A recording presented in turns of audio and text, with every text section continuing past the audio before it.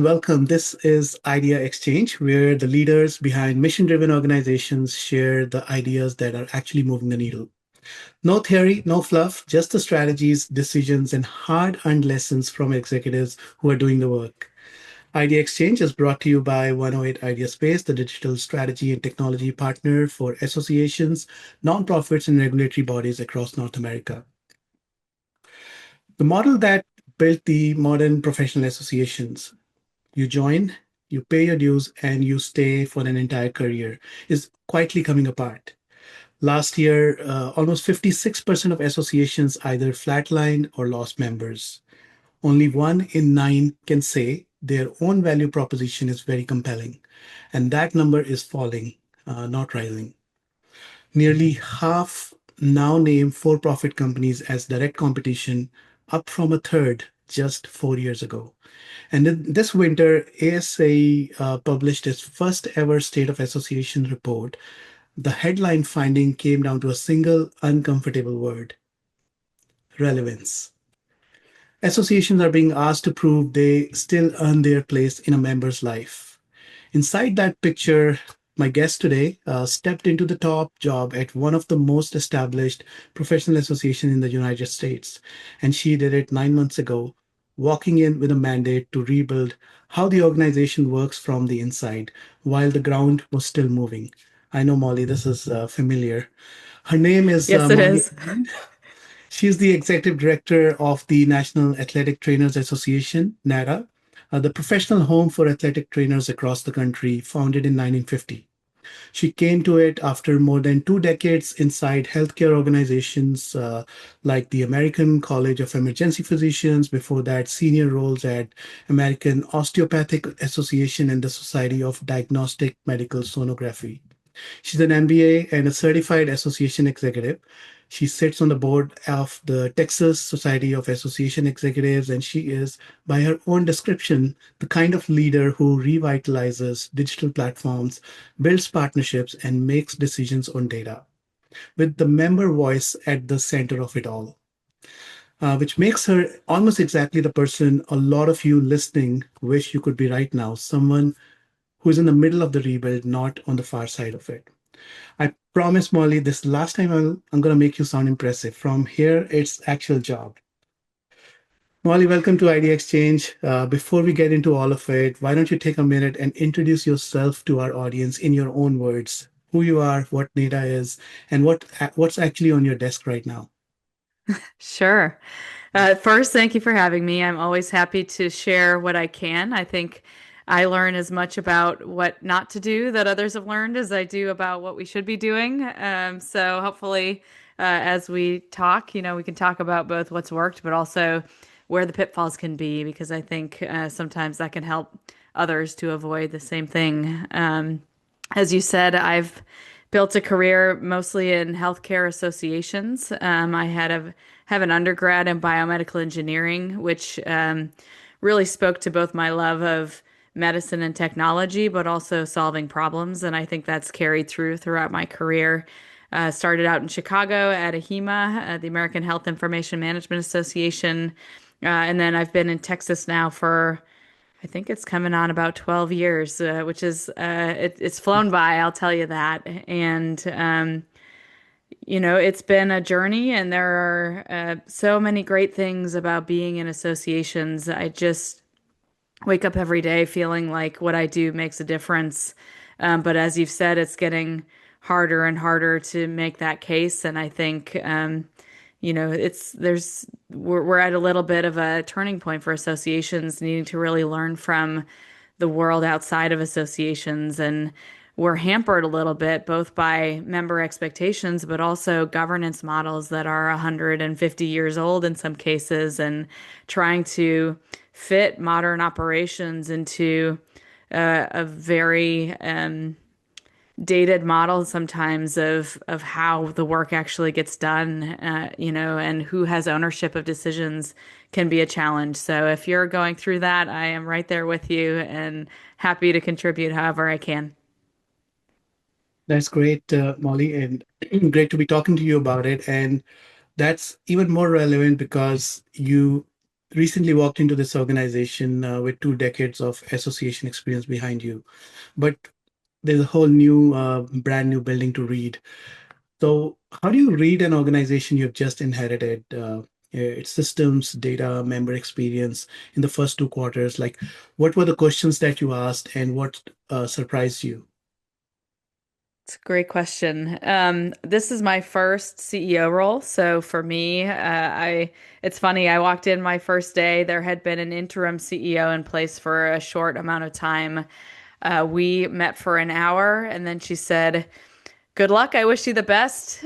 Call if you need anything," and left. And it was just kind of like there I was sitting in my office day one, having to really both figure out what to do, but also, through the interview process, you learn about kind of some of those things that the search committee or the board thinks are important, but you uncover a lot more as you get to know the team and get to know the organization and its members. So, for me, it's been a blast. There are certainly hard days, but it's been so much fun being able to be curious and ask questions and learn. And our members, athletic trainers, are some of the most dedicated and compassionate and hardworking people on the planet. And so, one of the first things that was important to me was coming in and building some credibility, especially with the longer standing members who have been around for a long time and who have seen the organization and the profession evolve. So I Mhm. went through a listening tour, sort of in that first 3 months. I probably was on 100 phone calls with various members who are state leaders or district leaders, which is our kind of regional chapters, as well as just Hall of Fame members and others who have blazed the trail because it's important to listen to what they think the priorities are. But I also made sure that I got with our students and our young professionals because their expectation isn't always the same as those who have built, the profession for decades. So that gave me a really quick understanding of what the members are looking for, what some of their challenges are. Although, of course, I'm still learning more every day as I hear from people. On the staff side of things, before I even started, I asked the interim person to circulate a survey so I could learn more about both the challenges and the positive things that people liked about the culture and about where things were at. So, coming in armed with that knowledge and being ready to have some of those conversations was really important as well. And then operationally, it's a lot of associations just haven't seen technology as a place that needs continuous investment. I think a lot of associations go through and suddenly every 5 years they realize nothing's working anymore and they'll throw $1 million or $2 million in, and then they'll go another 5 or 10 years before they really make another big investment. And I think building an ecosystem that's flexible, that allows you to invest a little bit as you go and to have a longer term roadmap of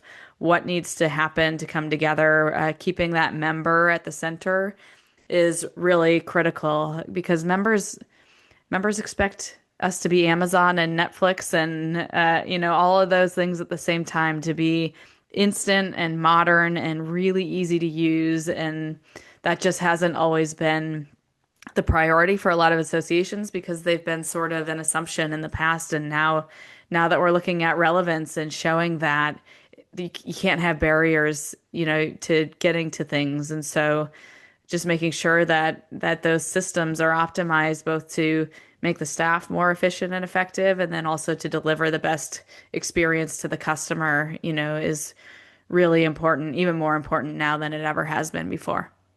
Mhm. Yeah, so if I was to sum that up, I'm seeing you started externally reaching out to your members, understanding from their perspective, your staff and culture, and then the ops, the technology. Now, having seen so many associations over the years, I know one of the things that almost every new leader find themselves when they lift the hood is that technology isn't one system. Sometimes it's five, sometimes it's 50, and they don't talk to each other. It's almost, I sometimes joke, it's the org chart as a family that communicate through one cousin who everybody trusts. Now, why do member organizations almost always end up with these silos or separate systems, whether it's membership, certification, events, and what does that fragmentation actually cost them in member experience and staff time? Yeah, that's interesting. I don't know why this is so prevalent in associations. It's like, you walk in and there's this tool shed and everybody's just thrown the tools in the shed, just literally opened the door and thrown them in and then closed it, for like 100 years. And now you've got this shed full of all these tools and some of them are sharp and ready to go still and some of them and it's hard to dig through and get to what's at the bottom of the pile. And I think, with associations, I don't know what it is. I think there are certainly some associations that have really super collaborative cultures, really, really great ways that teams work together. But I think there are a lot of associations and probably corporations in the business world too, that people are just used to sort of checking the box on the work that they need to do and then moving on to the next thing. And there's not always people who are in the middle looking at how the information flows across. So people with the right intentions and with limited resources are getting what they need to get their thing done, but they're not always looking at how that impacts others downstream.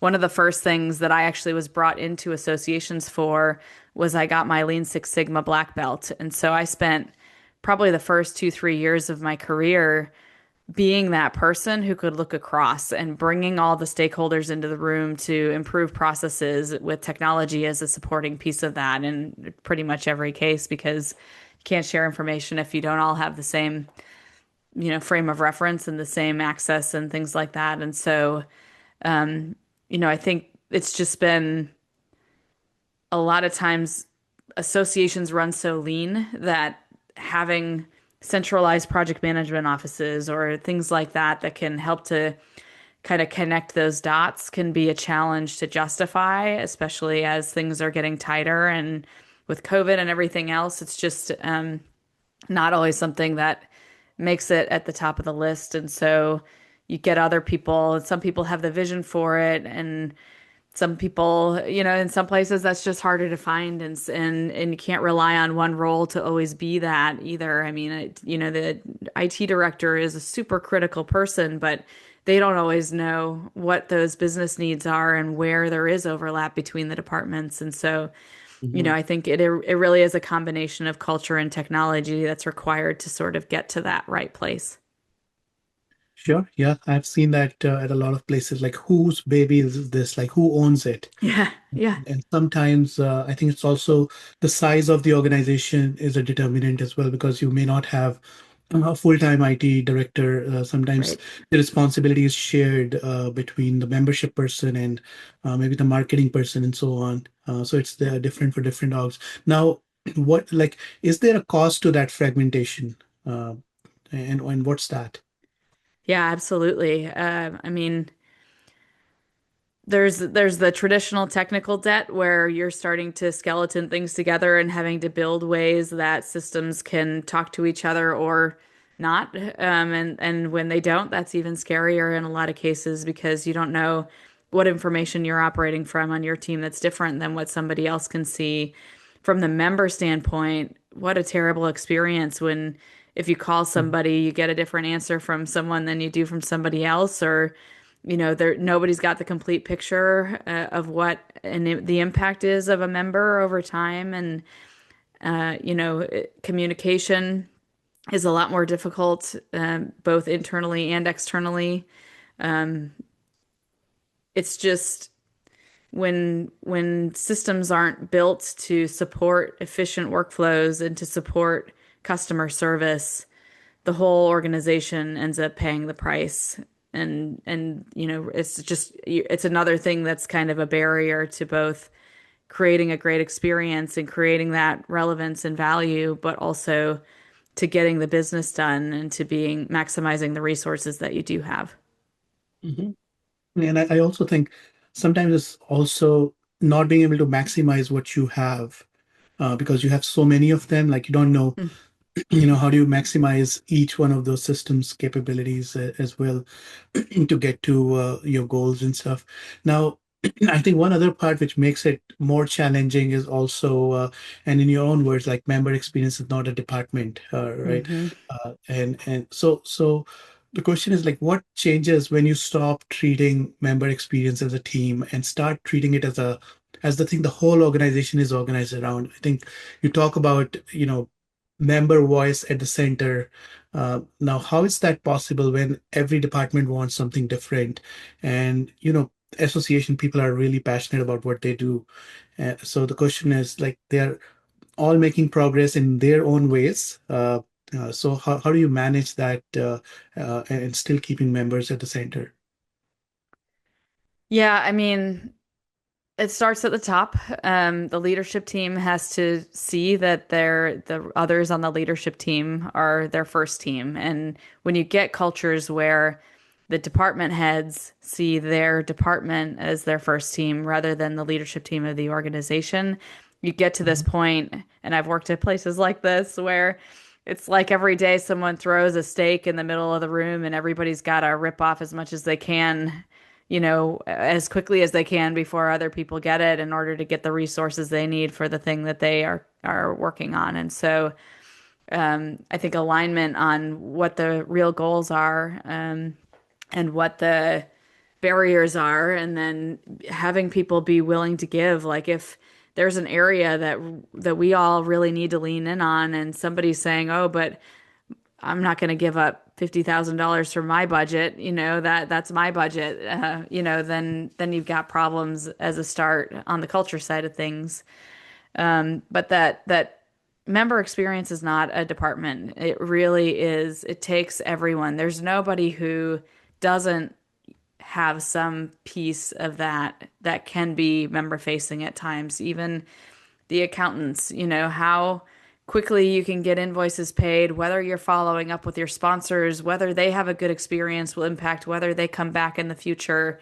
And if they don't come back in the future, then that's less revenue or less resources you have to do the things that are member benefit facing or that are planning a great event so that you can bring your community together. And so, I've seen people in non-member facing roles feel like customer service isn't part of their job, but even serving others internally so that they can better serve the members Hmm. that they face, that's just as important as well. Hmm. And how do you bridge that gap? I'm still learning. I will say, another thing that I've been working on that's about to be approved this month is a new strategic plan for NATA. We also took that opportunity to look at our mission and vision, but especially our values. So Hmm. we've sort of revamped them organizationally, but also adopted the same ones internally in our staff culture. So as we start looking at things like how we do performance management and how we set goals and how we evaluate our own impact, the values are going to be on there right along with performance goals or other KPIs metrics that might be important. So that we all are bought into the same thing, because ultimately if there's somebody who's not bought into your values, they're not going to see the same value in working there. They're not going to see themselves as an important part of the team. And I think that disconnect is something that we all need to be striving to fix where if we see it. Hmm. And I see that is one other place where the for-profit world, Mm. like it works exactly the same, Yeah. that culture, that leadership, and how everyone kind of binds together. And I feel, I think in mission-driven organization, it is a like it. I personally think, like, haven't led an association myself, that this job will be slightly easier because you have a mission to look at. Is that really the case? I think so. I think you've got I've learned a lot about hiring. You've really got to get the right people who have the right mindset, and that can be hard to identify in a half-hour interview. So we're, always looking on refining our methods of doing that. But, it sounds cliche, but you could teach skills. It's a lot easier to teach skills than it is to teach attitude. And so for us, knowing the culture we're trying to create, the values that we have in front of us, and making that intentional as we're evaluating the Mhm. current staff, but also bringing new team members on, it really makes a difference. And I was told when I started that you need, not this job, but generally in my career, that you need to hire slow and fire fast. And I do think that it becomes clear quickly when there's somebody who's not going to buy into where you're going, and being having the courage to help them go somewhere else and get the right person who is the right fit. It doesn't mean that they aren't really great at their job or they won't be a great fit, right next door somewhere else, but it does, Exactly. especially with associations where it's mission driven and where a lot of times it's small staff. I've been at pretty big ones. NATA is about 32 staff, something like that, which is mid-size. But one person can really throw things off when you have a staff of 5 or 10 or even 30, versus big corporations that have 10,000 employees. And, it's harder to put a wrench in the whole culture, Hmm. as just one person. But it really takes thought and coaching and patience, and just making sure that everyone is bought in, because it's easy to get off track otherwise. Absolutely. I think you're bang on. And since you're talking about culture, I also wanted to talk about the cultural fit with data. Like how do you build a data culture in an organization that traditionally is working on gut feels or say, Yeah. minimal amount of data to back their decisions? Yeah. It takes intentionality, to build that kind of thinking and that kind of culture. It takes investment in the systems and the tools and the data warehouses or the research or whatever might be needed to be done. It takes discipline, to when it's easier just to bring something to the board and say, we've heard that this is about what people think about this, we don't have time to do, let's just get it moving because we can always fix it later. And certainly I've been guilty of that at times in my career, but it takes discipline to say, look, we've really got to validate things. We've got to test things, and we've got to build the infrastructure so that it's easy to ask the right questions. But also, we need to be curious, and we need to assume that not everything we hear is exactly black and white, and figure out where the nuance is and how we can model things, pilot things in small ways so that we can build on them and see if they actually work or not. And systems are a big part of that. Culture is a big part of that, and just the discipline to train the board to ask the right questions, and that sort of thing takes some time to develop as well. And I think that's a whole podcast in itself. How do Yeah, you for build sure. relationship, settling down with the board, and your cadence, accountability, and the Hmm. vision. How do you match that? But in your experience, like what's the first decision you would say you insisted on backing with data? Like have you started analyzing that for yourself? I mean, the biggest one that's kind of most relevant right now for us is our new strategic plan. Hmm. We came in, I was about 3 months in when we had our first kind of kickoff brainstorming session with, we were led by some really amazing consultants, so we had help for sure. But our board hasn't always been used to thinking at the strategy level. There's been so much going on the last decade, really, that have kind of forced more of the conversations to be operational in nature. And so we're trying to really build out that plan that says, look, if we can get here, we can make this impact on the profession and on the association. But as part of that process, the consultants sort of handed off what we came up with in that session for our staff to clean up and start thinking through. I insisted that we also do a series of listening sessions with our members. So we did about 10 kind of open town halls that were looking at specific settings or specific career stages. We did one just for general members as well, for people who couldn't maybe make one of the other ones, just to sit and listen so that we could make sure that that strategic plan that comes out is going to be really member informed, and where those themes are that we're hearing across all the settings and all the career stages, that's where we're putting our resources because we exist to solve our members' problems. If we can solve their problems, then they will be loyal members of our association because they'll see us as a value add in their lives, even if the discount on airfare or whatever it is goes away tomorrow. You know, we're building a lifelong loyalty program here, and that's the only way that we can continue to grow. So I think, making sure that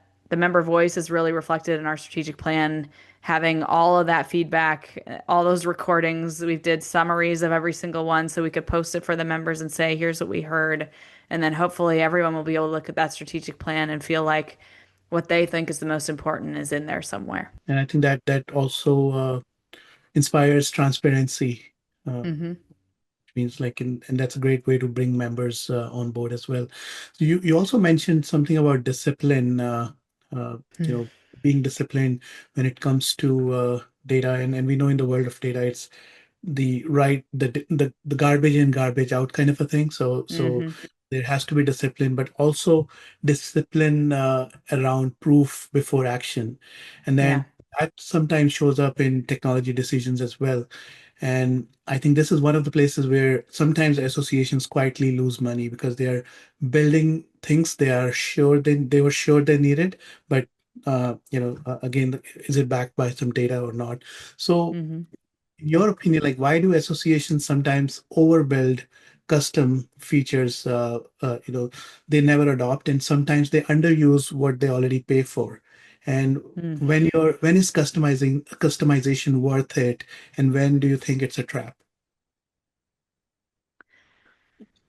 Oof, I think, okay, Yeah. so one of the first hires that I made when I was at ASEP, the emergency physicians, was somebody who I knew had the data mindset. And he spent 4 or 5 years now cleaning up our data, building data warehouses, helping to make sure that people know how to pull reports, get access to things, ask him, are curious, that sort of thing. And I think we'll definitely be going on that journey at NATA as well. So, spoiler alert for any staff who are listening.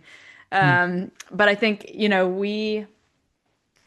I'm a huge fan of configuration over customization. The amount of momentum you can lose as you like the amount of upkeep that it takes to keep something going that's been built for a custom purpose from associations who are not IT shops, you know, mhm, is momentous. And so having building a tech stack that allows you to piece together the right components. If there are customizations that are needed because of your unique situation, that's certainly needs to happen. But the more you can build for flexibility, I'll give an example. Everywhere I've gone, we've ended up making some changes to the membership structure, which at an association is basically its core product. All of its core products are membership products for the most part. And almost nowhere that I've gone has it been easy to make a change to the membership structure, even though in theory in your CRM or your AMS, it's just creating a new product that has a different life cycle or, that sort of thing. But there are so many things that end up being built on the exact categories that you have now or the same pricing attributes that you have now or, whatever it might be trickles through all these other systems. And so if you build those systems to just look for student member as a type, then later if I change it and I say now we're going to have a digital membership and we're going to have a full membership and we're going to have an all-inclusive membership or whatever it might be, whatever the direction that might be that you go with your membership stack, all these other 30 systems are looking for the hard-coded label of student member. And now I've got a 2-year IT project instead of a 2-week sprint to be able to put a new label on something or that sort of thing. And so it's really hard because a lot of these tech stacks have been pieced together over time and without necessarily thinking of something could totally be different in 3 years, and so trying to build for that flexibility wherever you can, trying to think, how can I take one extra step now that'll make it easier to change everything if we needed to in the future. That's where that discipline comes in, is just trying to think creatively, trying to think for flexibility while also delivering what needs to be done today. Hmm. And it's not just related to membership. I think it kind of trickles across the systems as well, Mm, because for sure. typically no association will have only one system.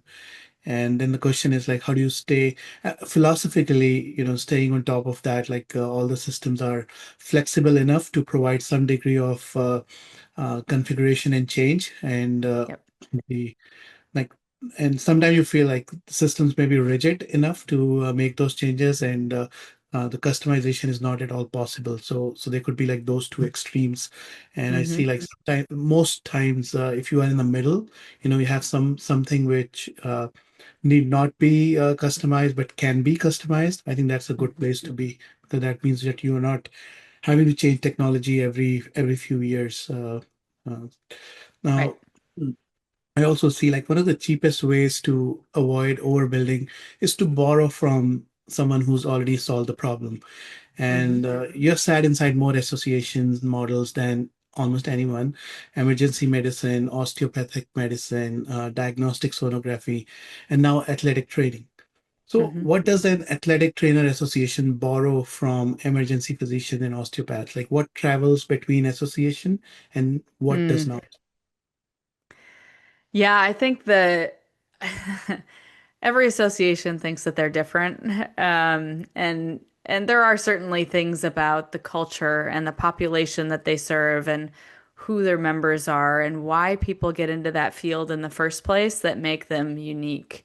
The business Mhm. side of running an association, unless you're doing something crazy like a registry, which I mean, there are a lot of associations even that do that, they really are very similar from one place to another. So a lot of times you're just dealing with history and governance and who the members are, and less on the business, the technology in terms of differentiation.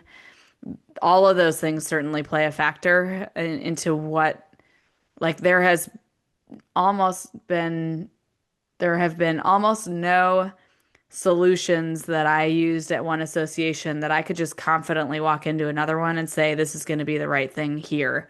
Because there's so much nuance, there's so many other systems that need to be integrated or need to be thought about as part of the selection process. And so, I think that there is a lot of thought, and you have to really do your diligence each time that you go somewhere new as to what the right thing really is going to be. How do you build that future facing roadmap? But ultimately, if you're thinking long term enough, they probably do look a lot more the same. It just takes 3, 5, 10 years to get there. And by then, the world has changed again, and everybody else is on a different pace. And so, there's copying and pasting one tech stack to another association or one culture or one process, way of doing things is really difficult, even though a lot of the main things are more similar than sometimes people give them credit for. Hmm. And I think it sounds good on paper, Right. right? And nice to have, but it's hard to achieve that. I think a few years ago we tried to put like multiple organizations within, like, say, a state as association and a national association on the same platform, and it technically works well, but you know the I think the success is in the culture, how you put those layers in there, the governance, and so on. And I feel like we're talking about like multiple different associations, like we're talking about just same association, same mission, but Hmm. just at a different level. So yeah, it's difficult. And as you rightly said, like every 10 years, and now I think every few years, the technology is changing. And every board now has that one person who went to a conference and they come back with a strong opinions about AI. Yeah. And the plan is to put the AI on top of the 5 or 50 systems that still don't talk to each other. So, past the hype, where does AI genuinely help an association? Member services, content, operations, Mhm. and where do you think it's a distraction? It's a great question. I mean, I think we did a count and we have like 72 different systems or applications that we're using at NATA, and we only have 30 staff. So you wonder, how things can get there. And taking all of those and just plugging in AI is not the solution as much as I would love for it to be. We've certainly been experimenting, for a while now. It wasn't really being strongly utilized. I've sort of had to encourage it along on the staff. So the good thing is everybody really is genuinely curious at this point about how AI can help them do their jobs better. I think that's the foundation that we're still working to lay, but that the most forward-facing associations are looking at how it can make the whole enterprise more efficient. And so I went to a conference with some other association CEOs, and a lot of them have already been building out AI agents that can be shared between teams. And they're actually, some of them have named them, and they're members of the org chart. Like, Sam, the robot AI, is really good at, accounting analysis or whatever it might be. They've trained these agents to be effective members of the team. So that's kind of my dream in the next 12 to 18 months for us, is to start getting more of those things in place. It's certainly great for summarizing. It's certainly great for helping to get key points across or that sort of thing. But, we also have people who overuse it and who always just, it's really obvious that everything they're doing now is just coming out of their ChatGPT, and sometimes they haven't read it thoroughly or that sort of thing, or it just doesn't sound genuine. And I think as a society, we all of a sudden have this eye for what might not feel genuine, and we just dismiss it right away. So even if the words are right, if it has all the same M dashes and horizontal lines and like little emojis in there that all the other AIs use, then we just don't feel like there's any heart behind it, even if gets the right message across. And so Mhm. we're trying to really be thoughtful about how we use it. We're trying to get some good training so that people can really think another level down about what AI can do for them, but also keep that human component at the same time. And I think that's the one thing which AI is yet not trained to, the Yeah. feelings and emotions. Like, even though I'm already seeing, you know, you can do a lot of thinking on those aspects, but I would say mostly it's going to get it wrong because humans are complex. So Yep. how do you get that right? But it's interesting. I think there are things moving faster than we are able to think right now. So I Right. won't be surprised that issue gets solved as well. Now, Yep. let's pull all the way back then. If the foundation is sound, the systems are connected, and the AI is used only where it earns its place, where Mm. does this organization actually become? What does a digitally native member organization look like in 2031? What do you want NATA to be known for?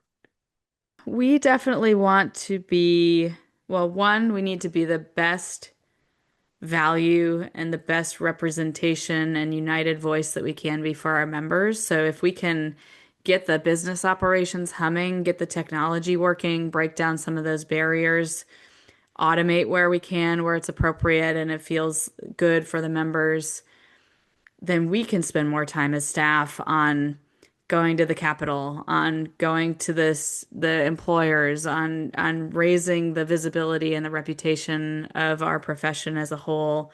And that's where the value really is. That's what's going to make NATA worth it and make us sustainable over the long term. So the systems and the AI and all of that stuff are really critical to allowing us to maximize our resources and our impact.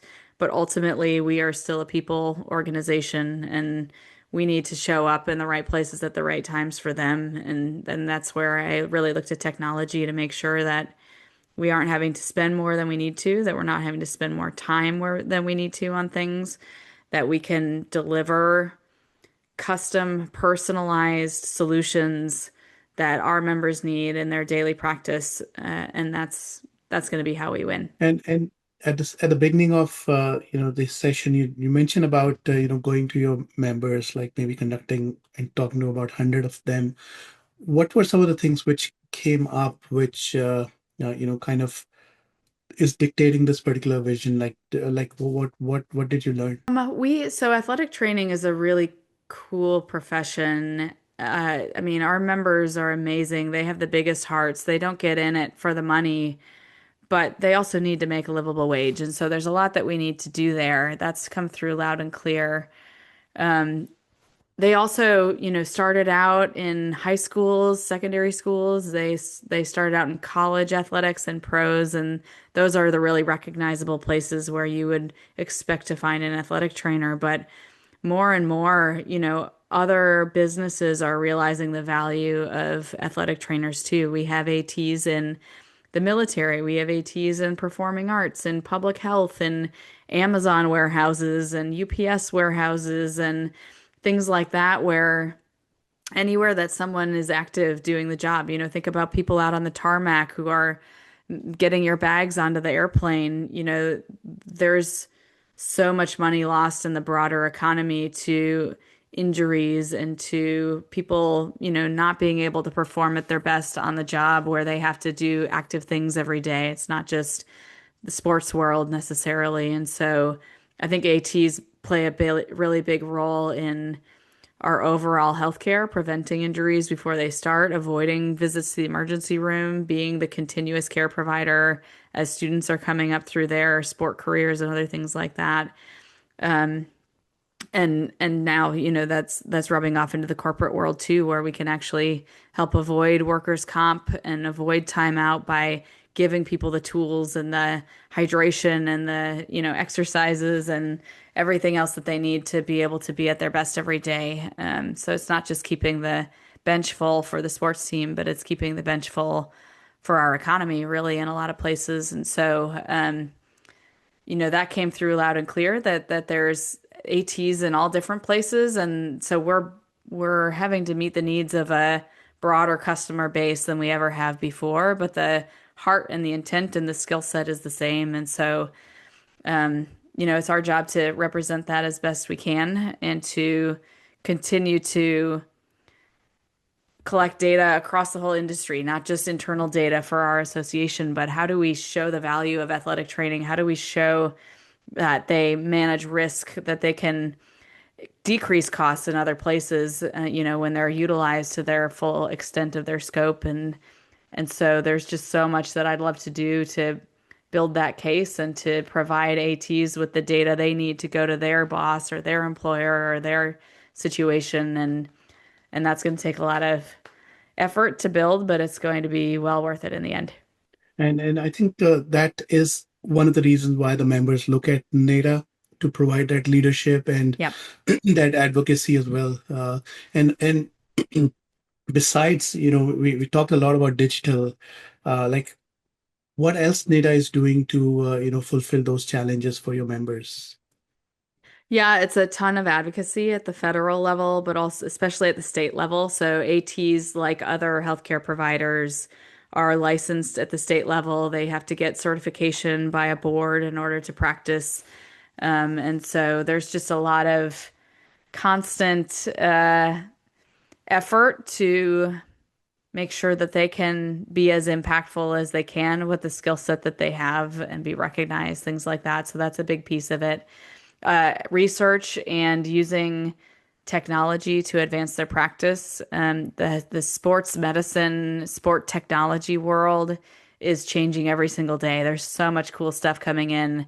It's hard for a lot of rural schools or high schools to really be able to afford a lot of those tools. So getting our ATs trained, getting that investment in both the athletic trainer, but also the things that they can utilize in order to be most effective at their job and having a seat at the table when that technology is being developed, is really important as well. So we really want that to be a way that we can help advance their practice, and then research and education and staying sharp and making sure that we can, as an association, give the best advice for people to practice throughout their whole careers, investing in data and in research and in and looking at ways that we can support the broader economy and the broader healthcare system as a whole.